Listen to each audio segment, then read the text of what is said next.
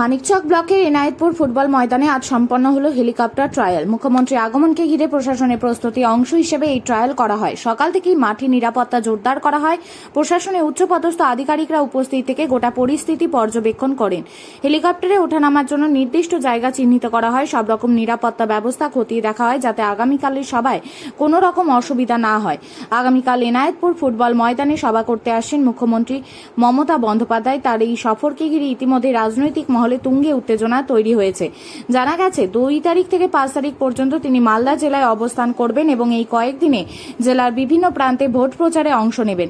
একাধিক জনসভা ও কর্মী সভায় যোগ দিয়ে তিনি দলীয় প্রার্থীদের সমর্থনে প্রচার চালাবেন। এদিকে আগামীকালের সভাকে ঘিরে এনায়েতপুর ফুটবল ময়দানে চলছে শেষ মুহূর্তের প্রস্তুতি। বিশাল মঞ্চ তৈরি করা হয়েছে, দর্শকদের বসার জন্য আলাদা ব্যবস্থা করা হয়েছে, পানীয় জল, স্বাস্থ্য পরিষেবা ব্যবস্থাও রাখা হয়েছে। নিরাপত্তার দিক থেকে কোনো খামতি রাখা হচ্ছে না। পুলিশ প্রশাসন যৌথভাবে কাজ করছে।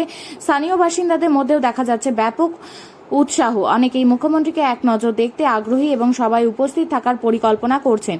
সব মিলিয়ে আগামীকালের সভা মানিকচক ও মালদার রাজনৈতিক পরিস্থিতিকে গুরুত্বপূর্ণ প্রভাব ফেলতে চলেছে।